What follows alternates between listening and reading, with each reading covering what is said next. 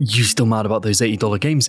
Yeah, there's this big debate at the moment on the monetary value of games, and it's got me thinking not about how much games should cost, but how actually having too much content could make your game worse. How does that work? Well, because having more content means it's better, right? Wrong! Yeah, I'll explain.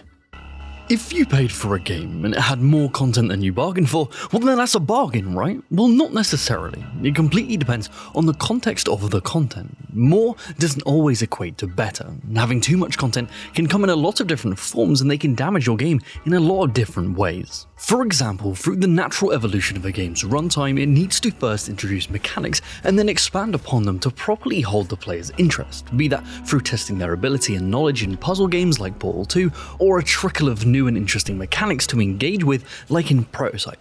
Each has different ways of expanding its content, but they have the same outcome, keeping the player consistently engaged over the game's runtime. It works the same in narrative too. By introducing characters and building up their motivations, foils and arcs, the player can follow along and slowly become invested, holding their attention until the next narrative or mechanical set piece. The Last of Us and Captain Toad Treasure Tracker are great examples of this in motion.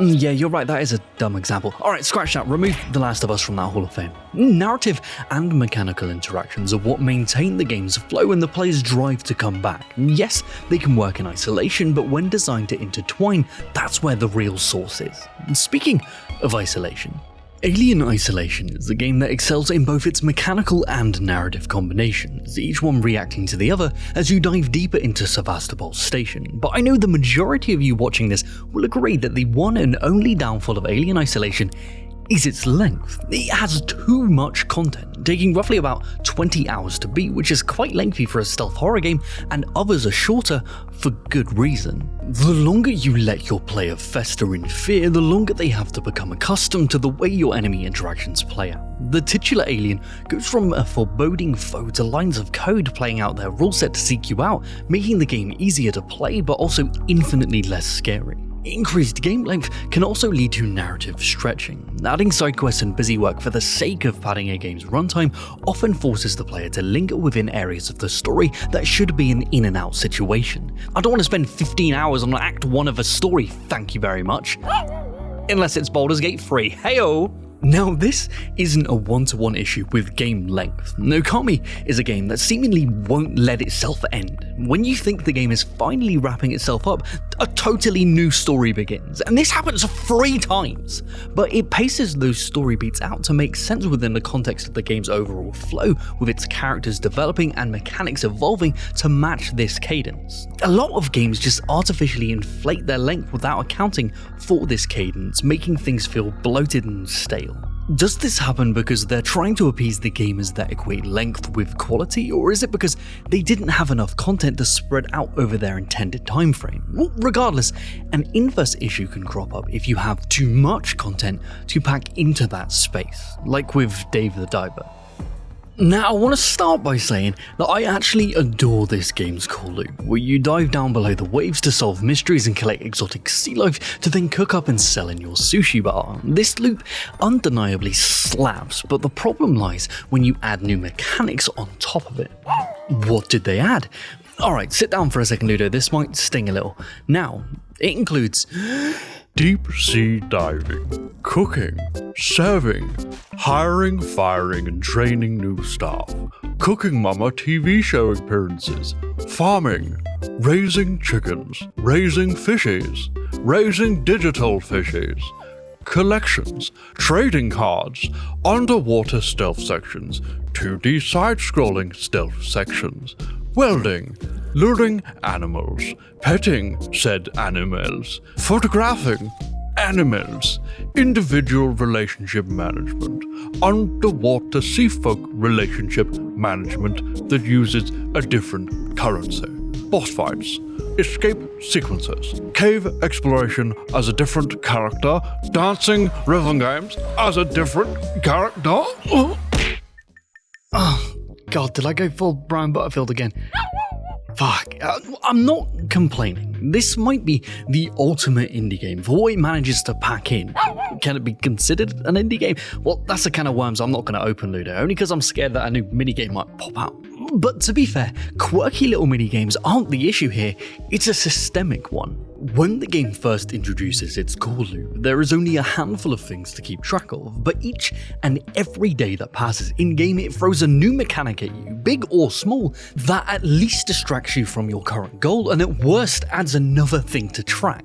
In a single morning, I get back-to-back phone calls and I'm told to check 2 separate emails before I've even got a chance to brush the sleep out of my eyes. Just look at this phone menu. I go from being underwater, fighting for my life, to frantically serving dickheads, to hoeing it up on this makeshift farm. Honestly, all of this farming makes me want to play Stardew Valley, another game that is flush with systems, but the difference here is that it spreads out its onboarding across an entire in-game year, rather than shotgun blasting you in the face with content and hoping the player still has a recognizable skull at the end of it. Yeah, I do need a moment. Ludo, put the sponsor on. Ring bong bing bong bing bong bing bing bing bing bing bop bop bop bing bop. Oh man, that frog sure is crazy. Oh, that person sure is toxic. This video is brought to you by GameMaker. And if you've ever wanted to get into game development, GameMaker does this really crazy thing where it's free. Just start making and only pay when you want to release your game to the world commercially. It's fast, it's user-friendly, and there's easy-to-follow tutorials, plus a dedicated community to help answer even my questions. How make man jump? GameMaker is a 2D game engine that's helped bring some of yours and my favorite recent experiences to life, like UFO 50, Chicory, Anton Blast, and of course, Yahtzee's own Starstruck Vagabond. Ooh, we talking about GameMaker? I love that program, it's so easy to use. As well as Starstruck Vagabond, I also used it to make all 12 projects in my 12 games in 12 months Dev Diary challenge. And I couldn't believe how much sex I got out of that. None. I got none at all. Which I couldn't believe. So what are you waiting for? Head on over to the GameMaker link in the description and start cracking away today, because we want to play your game. Yeah, looking through this list, I'm seeing one of you made Armpit Fart Tycoon, and I've got several questions for you. Now, let's dive back into Dave the Diver, which is going to be a challenge, because of the content dump strategy makes it difficult to come back to a game for how much there is to reacquaint yourself with. Different genres handle this in different ways, with varied success. Roguelikes as a genre are exceptional at this. Because of the cyclical nature of their runs, it's easy to jump back into the action and reacquaint yourself with the systems and overall flow. But when you add quest systems into the mix, it gets a bit messy and it futzes with the pacing overall. For example, Final Fantasy XIV has its own issues with pacing that I will 100% be making a video on, and you can count on that, Indie Mouse.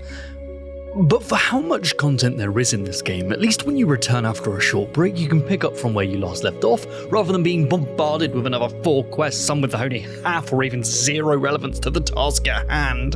Dave the Diver is a fantastic game when played in the first few sessions. The cadence of its mechanics makes sense in the moment, but it's difficult to keep up with that for returning players. Like, what was I doing? Who am I? Where am I? Oh, sorry, gotta go boogie on down for a hot second. What the fuck is happening?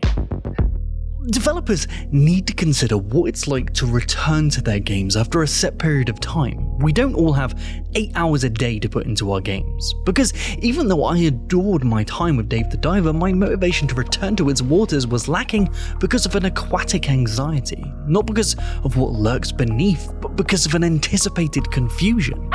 Yeah, so it was dumb. You get the point. There needs to be a consideration for how much content you're adding to your game relative to the experience you're trying to create. Too long, and you can stretch your narrative and mechanical explorations thin, leading to the players dropping off before they have a chance to get to the next hook.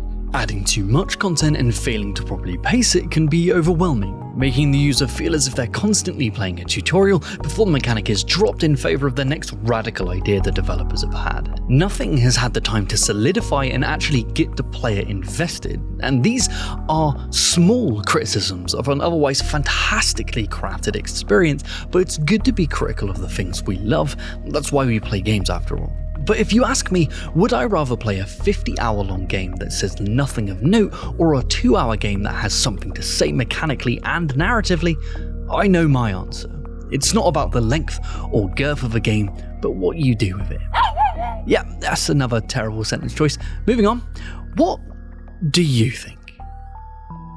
Have you encountered a game before that's just had too much of anything? Its length, content saturation, or how it was narratively paced? And if so, how could the devs have avoided that? Let us know down below, because we would love to discuss this with you.